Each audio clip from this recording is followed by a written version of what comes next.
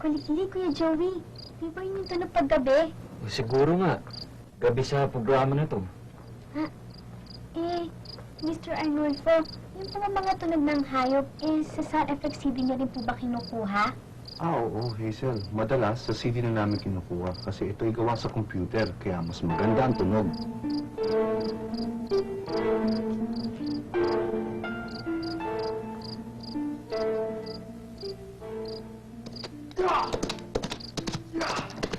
Nagano ba yung Kuya Joey? Oo nga, no?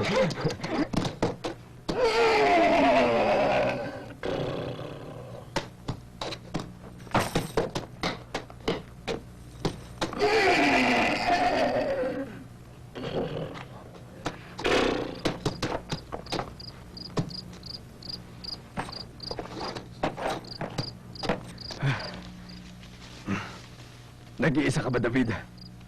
Opo, Kapitan. Nakasisiguro kung wala nakasunod sa akin. Narito na ang kabayo niyo, Kapitan.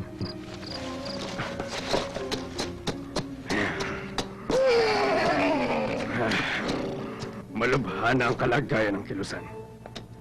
Lulusubin natin ang bayan sa makalawa! Pero, Kapitan, handa na ba tayo? Marami pa tayong kulang na sandata.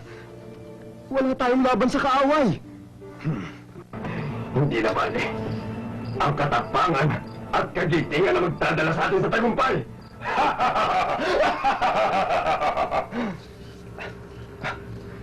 Kapitan, huwag pong masyadong malakas ang boses mo. Baka may makarinig sa atin. Oo nga pala. Pasensya ka na. Medyo nadala lang ako.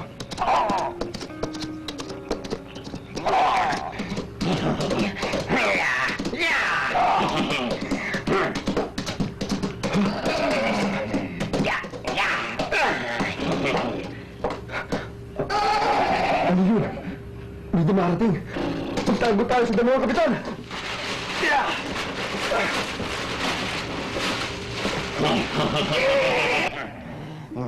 Naku, Kuya Joey, nakakahabol sila ng kalaban! Hindi sila mahahabol, mga bida sila eh. Kailangan ko silang mabutan. Kailangan silang malibol.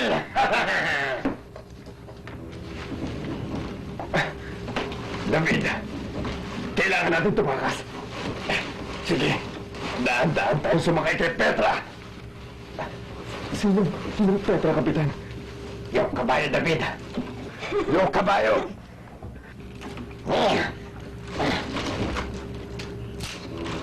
Ano yun? Naku naman. Dahan-dahan. Huwag ka maingay. Pasensya na, Kapitan. Sino nandyan? Sino yan?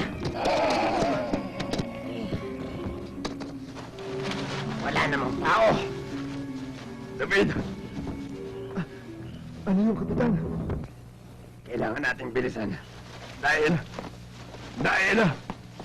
Ano? Dahil ano, Kapitan? Dahil... Achoo! Napabahin ako! Aha!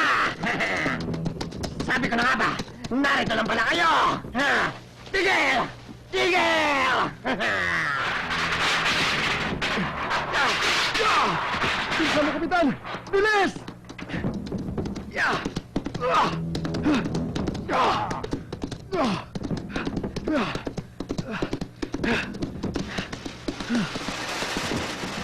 Ulang pa yata.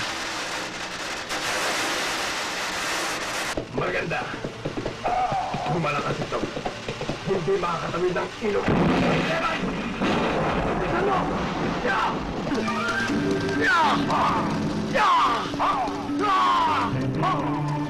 Mahuli kaya si Kapitan at si David? Matuloy kaya ang binabalak nilang paglusob sa bayan? Bakit Petra ang pangalan ng kabayo ni Kapitan? Abangan ang susunod na kabanata sa buhay ni Kapitan Kangkong alias King.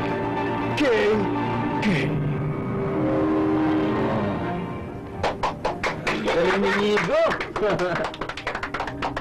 Salamat po, ha? Wala ka naman. Apo. Babalik ka rito sa amin, ha? Apo! Wow! Galing ni Tinga! Kaya-kaya ko rin yun! Galing-galing talaga ng sound effects, no? Oo. Paglaki ko, gusto ko maging sound effects man. Wow.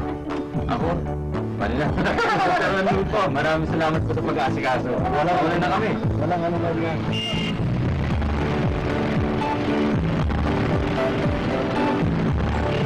Isa na naman magandang araw sa lahat ng Buti na lang hinana tayo ng CD. Kung hindi tayo makakapunta sa radio station. Oo nga. Nandun na talaga ng sound effects, no? Akala ko nung yung sound effects, yung mga katulad na tunog ng mga bagay-bagay. Yung pala hindi. Pwede gumamit ng mga bagay na may parehong tunog para makagawa ng sound effects. Oo. Ang importante, alam natin kung anong bagay ang gagamitin natin para makagawa ng isang tunog. Maraming bagay na may pagkakaparehong tunog at yun ang madalas na ginagamit na sound effects.